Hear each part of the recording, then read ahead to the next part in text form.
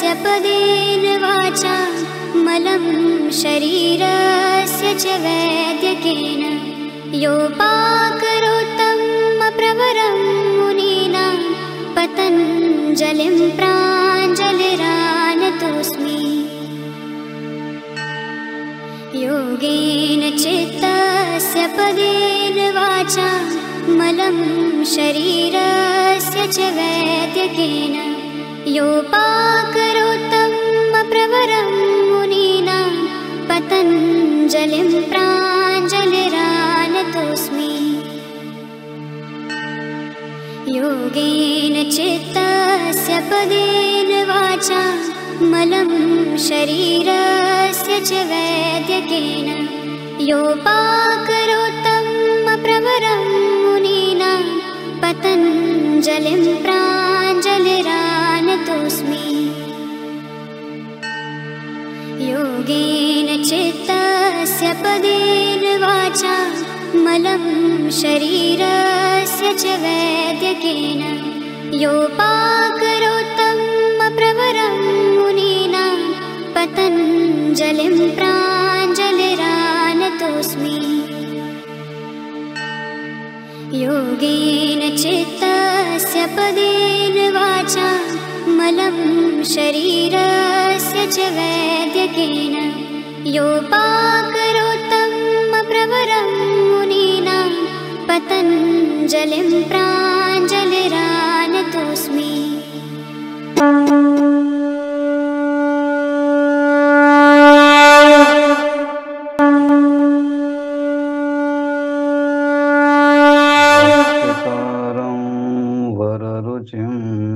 भाष्यकारं पतञ्जलिं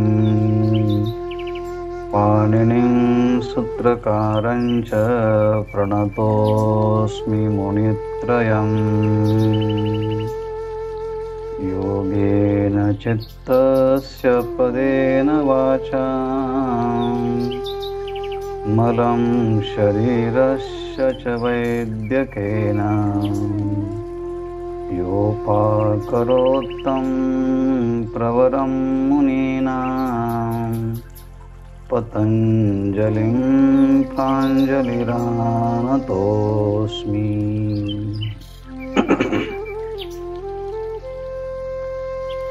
जन्मौषधी मंत्रतपसमाधिजा सिद्धयः।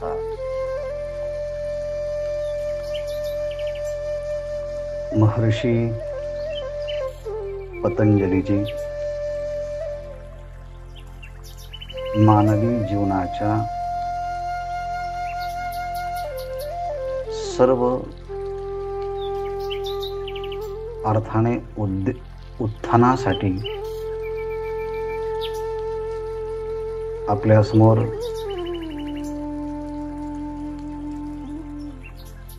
जे दर्शन ठेवलं, पातंजल योग दर्शन। या पातंजल योग दर्शनाच्या मध्ये प्रमुख 4 अध्याय आहेत। त्यापैकी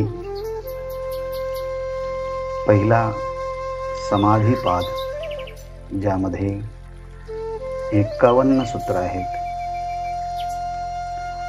त्यानंतर द्वितीय अध्याय हा साधनपाद, त्यामध्ये एकूण 55 सूत्र आहेत। आणि नुकतंच आपण बघितलेला विभूतीपाद, ह्यामध्ये 56 सूत्र आहेत। आणि शेवटचा जो कैवल्यपाद आहे, चतुर्थ अध्याय, त्यामध्ये 34 सूत्र आहेत। ह्याप्रमाणे 4 प्रकरणाचा हा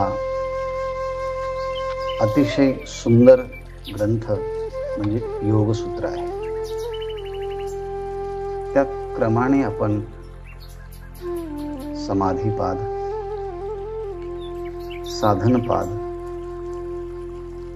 विभूतीपाद यांचा विचार केला आहे।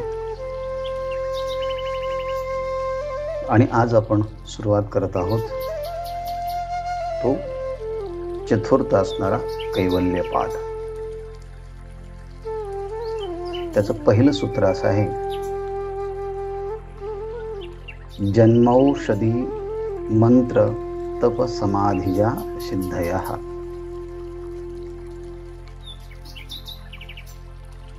जन्म, औषधी, मंत्र, तप आणि समाधी यांच्याद्वारे प्राप्त होणाऱ्या सिद्धी. विभूतिपादामध्ये आपण धारणा, ध्यान आणि समाधी ह्या 3 साधनांच्या संयमाद्वारे प्राप्त होणाऱ्या ज्ञानात्मक आणि क्रियात्मक सिद्धींचा विचार केला. त्याचा उपसंहार करताना शेवटचं सूत्र आपण पाहिलं,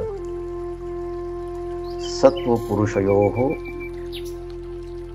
शुद्धी साम्य कैवल्यम इति. सत्व म्हणजे बुद्धी आणि चेतन तत्व पुरुष या दोघांच्या मध्ये सारखी शुद्धता प्राप्त झाली की कैवल्य अवस्था प्राप्त होते. पण चेतन तत्व पुरुष हे तर नैसर्गिकरित्या शुद्ध आहेतच, पण चित्ताच्या ठिकाणी आलेली जी अशुद्धता ती आगंतुक आहे. चित्ताच्या ठिकाणी आलेली अशुद्धता ही अविद्या,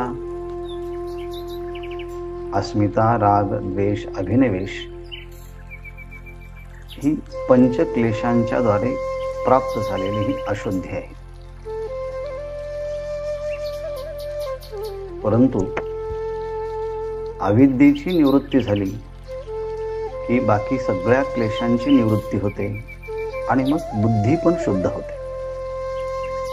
आगंतुक आलेली अशुद्धी निवृत्ती झाली की मग बुद्धी आणि चेतन तत्व दोन्ही शुद्ध झालं की मग भोग अपवर्गार्थम ह्या न्यायाप्रमाणे कैवल्याची अनुभूती येते. हा विचार आपल्याला विभूतिपादामध्ये सांगितला. पण ह्या सगळ्या अनुभूतीच्या मध्ये चित्ताचं साह्य असावं लागतं.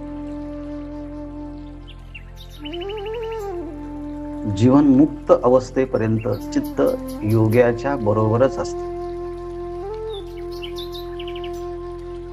आणि योग्याला त्या चित्ताच्या शुद्धतेमुळे वेगवेगळ्या सिद्धींचा अनुभव येतो आणि तुम्हा आम्हाला त्या चित्ताच्या अशुद्धतेच्यामुळे सुखदुःखाचा अनुभव येतो. पण चित्त मात्र जन्म जन्मांतराच्या प्रवासामध्ये आपल्या बरोबर साह्य असते. चित्त एक आपला सांगाती म्हणून बरोबर असते आणि त्या चित्ताचं निर्माण, विकास वेगवेगळ्या पद्धतीने होत असतो. त्या चित्ताच्या विकासाच्या बरोबर सिद्धींचीही निर्मिती होत असते. पण सिद्धी ह्या केवळ समाधीनेच प्राप्त होतात असं नाही. पण आतापर्यंत विभूतिपादामध्ये सगळ्या सिद्धींचं वर्णन ही समाधीच्या सिद्धया असं केलं आहे. म्हणजे समाधीच्यामुळे प्राप्त होणाऱ्या सिद्धी. आणि ते समाधीच्या सिद्धी असं म्हणताना धारणा, ध्यान आणि समाधी यांच्या त्रयमेकत्र संयम यांच्याद्वारे प्राप्त होणाऱ्या सिद्धी. मग प्रश्न उत्पन्न होतो, ह्या सिद्धी फक्त योगाच्या अभ्यासानेच प्राप्त होतात का? दुसरेही काही साधन हेतू आहेत की ज्याद्वारे ह्या सिद्धी प्राप्त होऊ शकतात? त्याचा विचार ह्या सूत्राच्या मध्ये आहेत. शेवटचा शब्द आहे समाधीच्या सिद्धया, म्हणजे समाधीच्या अभ्यासाच्या द्वारे प्राप्त होणाऱ्या सिद्धी. पण दुसऱ्या कोणत्या सिद्धी आहेत? त्या 5 प्रकारच्या सिद्धींचा विचार या सूत्रात येतो. पहिला पहा, जन्मजा सिद्धयः. जन्मजा म्हणजे जन्माच्या बरोबर जन्माला येणाऱ्या सिद्धी. जर योग्याने मागच्या जन्मात योगाचा अभ्यास केला असेल आणि साधना बंद पडली आणि आयुष्य संपलं, तर पुढच्या जन्मामध्ये योगी जेव्हा जन्माला येतो तेव्हा त्याच्या योगाचा सगळा अभ्यास त्याला पुढच्या जन्मामध्ये उपयोगी पडतो, किंबहुना त्याला आठवतं सगळा अभ्यास. ही जी सिद्धी आहे त्याला जन्मजा सिद्धी असं म्हणतात. म्हणजे बालपणातच काही लोक महापुरुष योगी असतात, त्याला बालयोगी म्हणतात. त्यांना ही सिद्धी कधी मिळाली? तर मागच्या जन्मात त्यांनी अभ्यास केला आणि त्या जन्मात त्यांना ती सिद्धी मिळाली नाही, पण हा जन्म घेतल्याबरोबर ही सिद्धी मिळाली, त्याला जन्मजा सिद्धी असं म्हणतात. किंवा आकाशामध्ये उडणं ही सिद्धी आहे, पण पक्षीचा जन्म प्राप्त झाला की ही आकाशामध्ये विहार करण्याची सिद्धी त्याला जन्मजात असते, त्याला जन्मजा सिद्धी असं म्हणतात. आणि काही योगी असेल तर त्यांना मागच्या जन्माच्या योगाच्या साधनेचे संस्कार होऊन पुढच्या सिद्धी शीघ्रातिशीघ्र पद्धतीने प्राप्त होतात, त्याला जन्मजा सिद्धी असं म्हणतात. म्हणून काही अभिजात बालपणीच गायक असतात, कोणी लेखक, कोणी कवी, अर्थात अल्पावधीमध्ये प्रतिभासंपन्न. तर आपण जर लहान मुलांच्या ठिकाणी पाहिली तर समजायचं की ते मागच्या जन्माची सिद्धी आहे. दुसरी आहे औषधीजा सिद्धी. आयुर्वेदामध्ये वेगवेगळ्या प्रकारचे रसायनांच्या प्रक्रिया सांगितल्या आहेत, वेगवेगळ्या औषधी सांगितल्या आहेत. त्या आयुर्वेदामध्ये सांगितलेल्या रासायनिक प्रक्रियांच्या द्वारे वेगवेगळ्या वृक्षांची मुळं, फांद्या यांचं एक रासायनिक प्रक्रिया करून त्याद्वारे प्राप्त होणाऱ्या सिद्धींचा विचार केला आहे. याला औषधीजा सिद्धी असं म्हणतात. आणि याचा रामायणामध्ये आपण पाहतो, लक्ष्मणाला शक्ती लागली आणि मग हनुमंतरायांनी रात्री जाऊन संजीवनी आणली. याला म्हणायचं की ही जी सिद्धी आहे ही औषधीजा सिद्धी आहेत. तिसरी जी आहे मंत्रजा सिद्धी. गायत्री मंत्र आहेत, शिवमंत्र आहेत, शक्ती मंत्र आहेत आणि त्या मननात त्रायते इति मंत्राः. ज्याचं मनन केलं असताना जो मनन करणाऱ्याला तारतो त्याला मंत्र असं म्हणतात. आणि मंत्रामध्ये त्याची अधिष्ठात्री देवता असते, त्याचं पुरस्चरणाच्या पद्धती असतात, त्या मंत्रांची संख्या, त्यानुसार केलेला जप यानुसार त्या मंत्राला एक सामर्थ्य प्राप्त झालेलं असतं.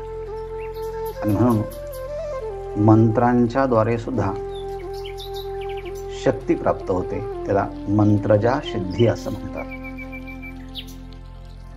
आणि हे मंत्र सुद्धा वेगवेगळ्या पद्धतीचे आहेत, सात्विक, राजस, तामस, त्याप्रमाणे ते मंत्र त्यांच्या सिद्धी.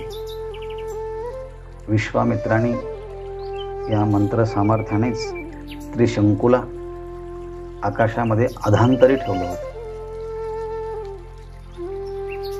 कारण गायत्री मंत्राचे ते आचार्य आहेत असं म्हणून मानलं जातं. ही आहे मंत्रजा सिद्धी. तिसरी आहे तपजा सिद्धी. तप शारीरिक, वाचिक, मानसिक अशा 3 प्रकारचे तप सांगितले आहे. आणि हे तप केल्यानंतर तप करणाऱ्याच्या ठिकाणी एक प्रकारची संकल्प शक्ती विकसित होते आणि त्या संकल्प शक्तीच्यामुळे एक विशिष्ट शक्ती प्राप्त होते आणि मग जी जी कामना उत्पन्न होईल त्याप्रमाणे तशा प्रकारची इच्छा तृप्ती होते. याला संकल्प सिद्धी ही कामरूपी यत्र यत्र कामगाः इति एवं आदिही असं म्हटले. जसजशी कामना असेल, जसजशी इच्छा असेल त्या संकल्प शक्तीप्रमाणे त्याला सिद्धी प्राप्त होते. ही आहे तपजा सिद्धी. आणि मग शेवटची सांगितली आहे समाधीजा सिद्धया. मग यम, नियम, आसन, प्राणायाम, प्रत्याहार, धारणा, ध्यान आणि समाधी या अष्टांग योगामध्ये धारणा, ध्यान आणि समाधी या तिन्हींच्या एकत्र अभ्यासाच्यामुळे प्राप्त होणाऱ्या सिद्धीचा विचार सांगितला आहे. समाधीजा सिद्धया. ह्याप्रमाणे जन्म, औषधी, मंत्र, तपस, समाधीजा सिद्धया ह्या प्रकारे 5 प्रकारच्या सिद्धींचा विचार प्राप्त होतो. पण विभूतीपादामध्ये फक्त समाधीच्या सिद्धया, समाधीच्या द्वारे प्राप्त होणाऱ्या सिद्धींचा विचार केला आहे. मग ह्या 5च आहे का आणखी पण उपाय आहेत? तर असं आहे, आणखी सुद्धा उपाय आहे. पण इथे सूत्र असल्यामुळे इथे 5च सांगितले आहे. पण भक्तीमध्ये नामस्मरणाच्या साह्याने सुद्धा या वेगवेगळ्या सिद्धी स्वतःहून साधकाला प्राप्त होतात. म्हणून भक्तीने प्राप्त होणाऱ्या सिद्धी आहेत. निष्काम कर्माच्या द्वारे प्राप्त होणाऱ्या सिद्धींचा सुद्धा विचार केला आहे. तो आज्ञापकही व्हाल, जे आपण जे बोलू तशी लोक आज्ञा पाळतात, ही एक सिद्धी कर्माच्या द्वारे प्राप्त होणारी सिद्धी आहे. म्हणजे ज्ञानाने प्राप्त होते, कर्माने प्राप्त होते, भक्तीने प्राप्त होते, नामाने प्राप्त होते, जन्माने सिद्धी प्राप्त होते, औषधाने, मंत्र, तप या सगळ्याने सिद्धी प्राप्त होत असते. पण ह्या सिद्धींचा विचार करत करत आपल्याला सिद्धींच्या पलीकडे असणारी जी कैवल्य अवस्था, मोक्ष अवस्था, निर्वाण अवस्था, या मोक्ष, कैवल्य, निर्वाण ह्या स्थितीच्या पर्यंतची अनुभूती अनुभवायची असेल तर त्याकरता ह्या कैवल्य पादाचा विचार महर्षी पतंजली यांनी सुरू केलेला आहे. तो क्रमशः सूत्रासूत्राने आपण पाहणार आहोत. तूर्त आज हे पहिलं सूत्रच आपण अनुभवलं आहे. शेष विचार उद्या.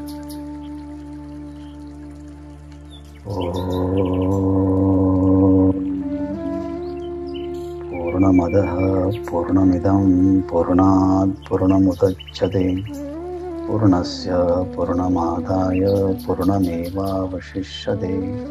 ओम शांति शांति शांति. ओम.